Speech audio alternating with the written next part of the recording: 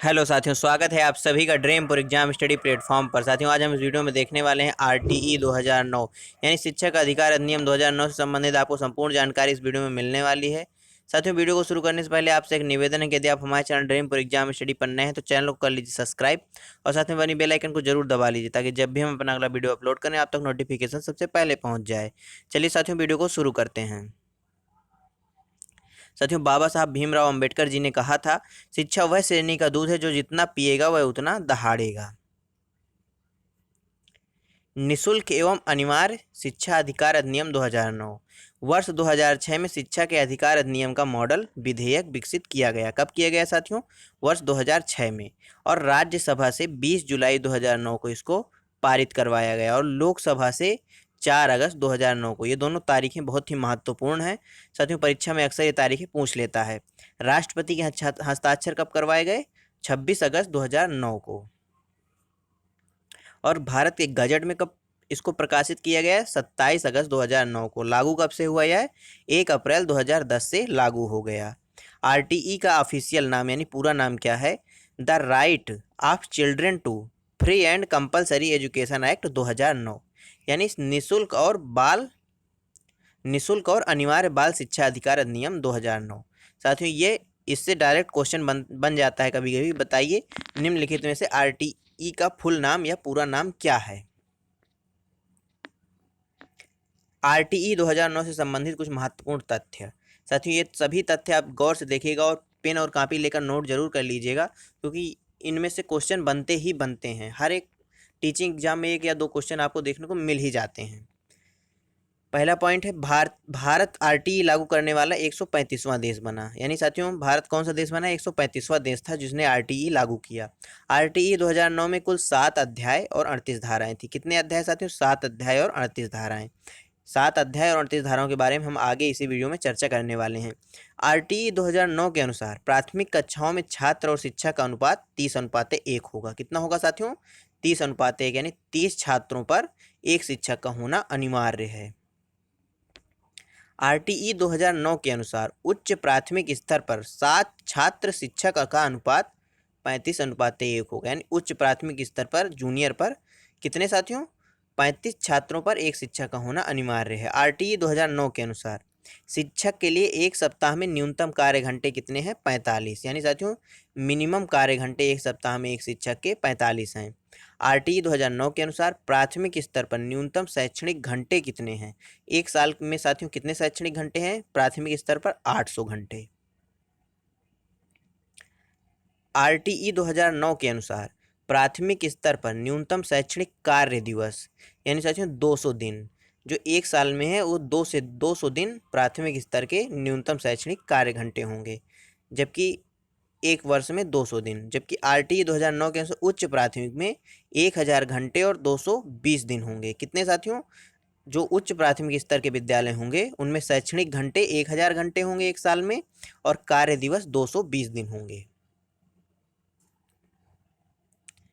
2000 RTE 2009 के अनुसार private स्कूलों में 25% सीटें गरीब विद्यार्थियों के लिए आरक्षित होंगी। ये महत्वपूर्ण पॉइंट है साथियों। जो प्राइवेट विद्यालय खुले होंगे उनमें गरीब बच्चों के लिए 25% सीटें आरक्षित की गई हैं आरटीई 2009 के अनुसार।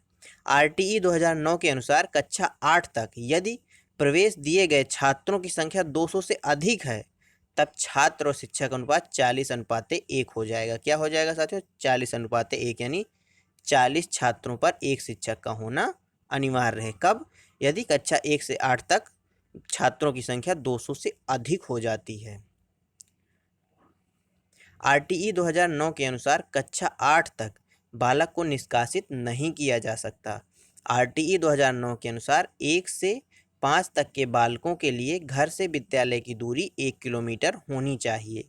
आरटीई 2009 के अनुसार विशेष आवश्यकता वाले बच्चों को समावेशी शिक्षा व्यवस्था के अंतर्गत पढ़ाना चाहिए। विशेष आवश्यकता वाले साथियों, जो मानसिक रूप से कमजोर हैं या शारीरिक रूप से किसी तरह का विकार है, उनको समावेशी शिक्षा व्यवस्था के अंतर्गत पढ़ाना होगा, ऐसा आरटीई 2009 कहता है।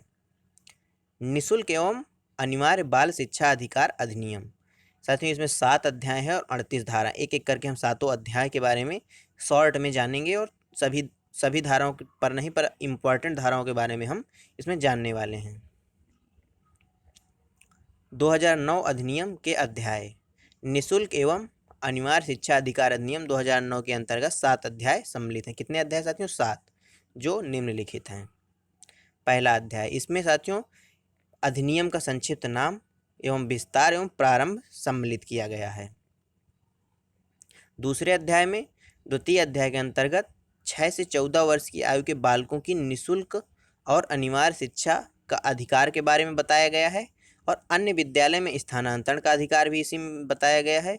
प्रवेश न दिए गए बालकों के लिए विशेष उपबंधों का वर्णन भी द्वितीय अध्याय में किया गया है। अब बात करते हैं तृतीय अध्याय की। तृतीय अध्याय के अंतर्गत समुचित सरकार और स्थानीय प्राधिकारी और माता पिता के कर्तव्य सम्मिलित हैं। चतुर्थ अध्याय में विद्यालय और शिक्षकों के उत्तरदायित्वों का वर्णन किया गया है। चतुर्थ अध्याय में क्या किया गया है? विद्यालय और शिक्षकों के जो उत्तरदायित्व हैं उनका वर्णन चतुर्थ अध्याय में मिलता है। पंचम अध्याय में प्रारंभिक शिक्षा के पाठ्यक्रम और उसके पूरा किए जाने के संबंध में वर्णन किया गया है। षष्ठम अध्याय में बालकों के अधिकारों के संरक्षण का प्रावधान है। साथियों, यदि क्वेश्चन बन जाता है कि बताइए किस अध्याय में बालकों के अधिकारों के संरक्षण का प्रावधान है, तो किस अध्याय में है? 6वें अध्याय में। सप्तम अध्याय के अंतर्गत निर्देश जारी करने की शक्ति, अभियोजन के लिए पूर्व मंजूरी और समुचित सरकार के साथ नियम बनाने की शक्ति एवं सद्भावपूर्ण की गई कार्रवाई के संरक्षण आदि विषय सम्मिलित किए गए हैं। 2009 की धाराएं एवं नियम। साथियों, अब धाराओं के बारे में पढ़ेंगे। निःशुल्क एवं अनिवार्य शिक्षा अधिकार अधिनियम 2009 में 38 धाराओं का प्रावधान किया गया है, जैसा मैंने पीछे भी आपको बताया है। इन धाराओं के तहत कुछ नियम निर्धारित किए गए हैं, जिनमें से कुछ महत्वपूर्ण धाराओं का वर्णन निम्न प्रकार है। साथियों, हम केवल इम्पॉर्टेंट धाराएं पढ़ेंगे जो परीक्षा के लिए बेहद ही महत्वपूर्ण है। उन धाराओं में भी उन्हीं पॉइंट को पढ़ेंगे जो परीक्षा में अक्सर पूछे जाते हैं। धारा 3, निःशुल्क व अनिवार्य बाल शिक्षा का अधिकार 6 से 14 वर्ष तक के बच्चों के लिए है। पहली से 8वीं कक्षा तक का प्रावधान है। साथियों, इसमें कक्षा 1 से 8 तक का प्रावधान है। स्कूल पड़ोस में हो, ऐसा भी इसमें बताया गया है। पड़ोस में साथियों जो प्राथमिक स्कूल हो वह 1 किलोमीटर यानी घर से 1 किलोमीटर के दायरे में हो, और जबकि उच्च प्राथमिक स्कूल है वह 1 से 3 किलोमीटर के दायरे में हो। ऐसा प्रावधान धारा 3 में है। धारा 4 क्या कहती है साथियों? 6 से अधिक आयु के बालकों को जिन्हें विद्यालय में प्रवेश न दिया गया हो के लिए विशेष उपबंध है। साथियों, विशेष उपबंध क्या है कि यदि बालक मान लीजिए 9 साल का है तब वह प्रवेश लेता है, तो साथियों जो 6 साल का बालक होगा उसका प्रवेश 1 में होगा यानी क्लास 1 में होगा। जो 7 साल का बालक होगा उसका प्रवेश क्लास 2 में होगा। जो 8 साल का बालक होगा उसका प्रवेश क्लास 3 में होगा, और जो 9 साल का बालक होगा उसका प्रवेश क्लास 4 में होगा यानी 4 में होगा।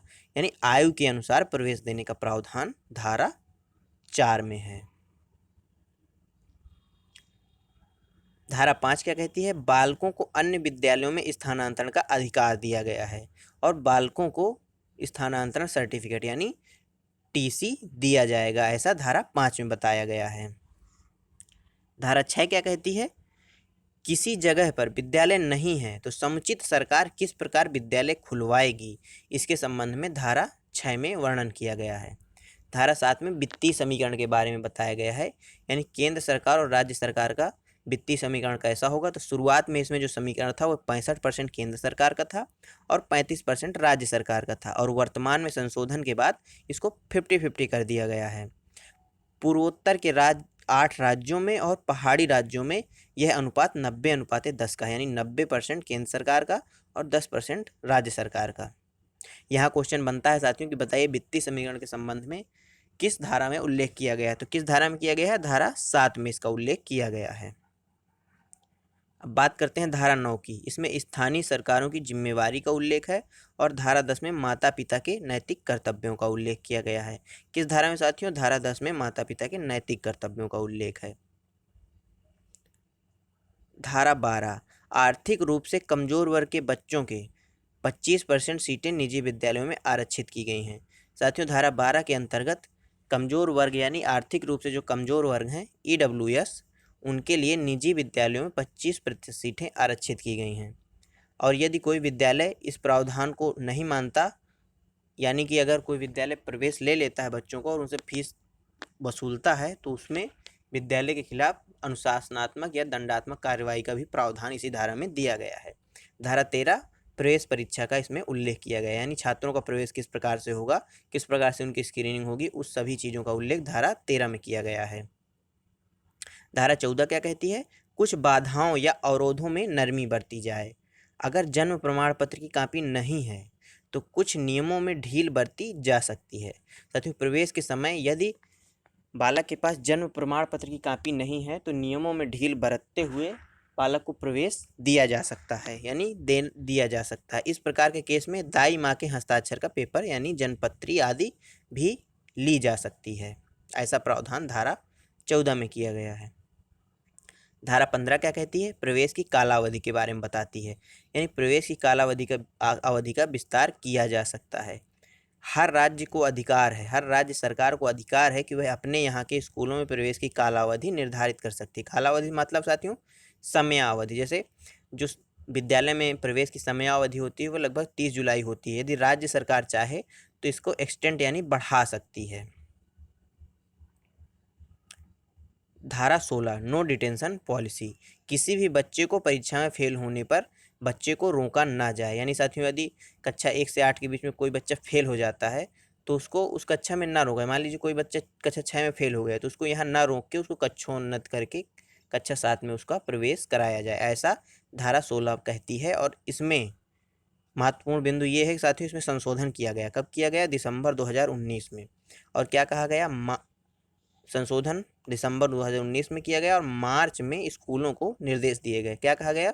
बच्चों को कक्षा 8वीं और 10वीं में फेल होने पर रोका जाए और जल्द से जल्द री एग्ज़ाम करवाए जाएं, ताकि यानी कि इसमें सीधा सीधा ये कहा गया कि यदि कोई बच्चा कक्षा 8वीं या 10वीं में फेल हो जाता है तो उसको रोक लिया जाए और जल्दी से जल्दी यानी लगभग 2 महीने के अंदर पुनः एग्ज़ाम करा के उसको अगली कक्षा में भेजा जाए, यानी उसको एग्ज़ाम करवा के यानी पास करवा के ही भेजा जाए, यानी कक्षोन्नत ना किया जाए। धारा 17 क्या कहती है? बच्चे को किसी भी प्रकार का शारीरिक व मानसिक उत्पीड़न नहीं देना, यानी दंड का किसी भी प्रकार प्रयोग नहीं कर सकते, धारा 17 कहती है। धारा 18 क्या कहती है? मान्यता प्राप्त यानी मान्यता प्रमाण पत्र प्राप्त किए बिना किसी विद्यालय को स्थापित ना किया जाए।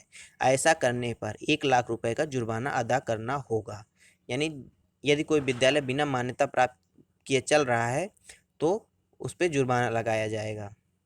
इसमें एक ऐसा भी प्रावधान है कि यदि 1 लाख जुर्माने के बाद भी वो विद्यालय नहीं मानता तो प्रति कार्य दिवस लगभग 25,000 रुपये के हिसाब से उसको जुर्माना देना होगा।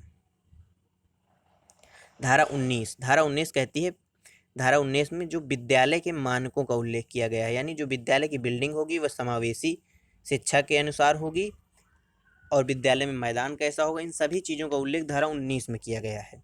धारा 20 क्या कहती है? अनुसूची में कोई भी जो परिवर्तन है वह एकाधिकार केंद्र सरकार के पास है, यानी जो अनुसूची है या जो ये पॉलिसी है इसमें कोई भी परिवर्तन का जो अधिकार है वह एकाधिकार केवल केंद्र सरकार के पास ही है। धारा 21 ये बहुत महत्वपूर्ण धारा है। इसमें कहा गया है कि प्रत्येक विद्यालय में एक विद्यालय समिति का गठन किया जाएगा। समिति में कम से कम 3/4 सदस्य माता पिता या संरक्षक होंगे, उसमें भी 50% स्त्रियां सदस्य होंगी। इसके सदस्य बालकों के माता पिता या संरक्षक और शिक्षकों के निर्वाचित प्रतिनिधि सदस्य होंगे, यानी साथियों जो माता पिता संरक्षक या शिक्षकों द्वारा निर्वाचित किए जाएंगे वही सदस्य इस समिति के सदस्य बनेंगे। और इस समिति का कार्य क्या होगा? धारा 22 में इसका उल्लेख है, यानी प्रत्येक विद्यालय प्रबंध समिति एक विद्यालय विकास योजना बनाएगी। धारा 23 की बात करें तो इसमें शिक्षक की अर्हताएं दी गई हैं, शर्तें दी गई हैं और उसके निलंबन के बारे में दिया गया है।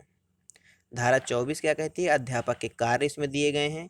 कार्य कैसे? जैसे पाठ्यक्रम समय से पूरा करना, नियमित उपस्थित रहना, विद्यालय के कार्य करना, बच्चों को समय से पढ़ाना, ये सारी चीज़ें इसमें उल्लेख है। धारा 25 कहती है छात्र शिक्षक अनुपात के बारे में। धारा 25 में बताया गया कि प्राथमिक विद्यालय में जो छात्र शिक्षक अनुपात होगा वह 30:1 होगा, यानी 30 छात्रों पर एक शिक्षक का होना अनिवार्य है। अगर 200 बच्चे हों या 200 बच्चों से अधिक हो गए हों तो वहाँ पर अनुपात 40:1 हो जाएगा। उच्च प्राथमिक विद्यालय में 35:1 होगा छात्र शिक्षक अनुपात, और आंगनबाड़ी में यह अनुपात 20:1 होगा।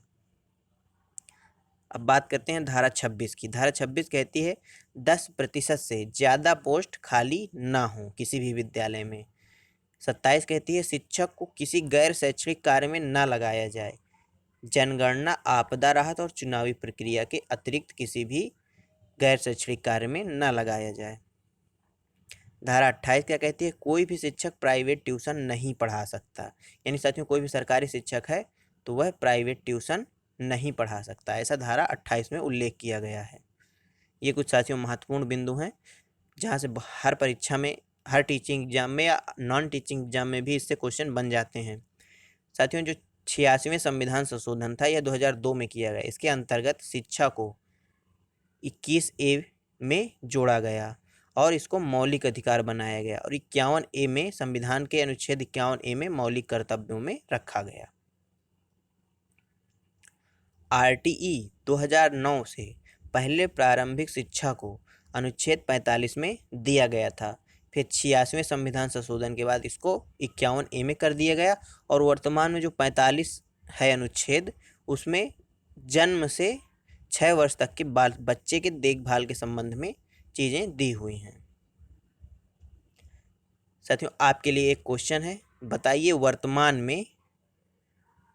वर्तमान में जो शिक्षा है वह किस सूची का विषय है? राज्य सूची का, समवर्ती सूची का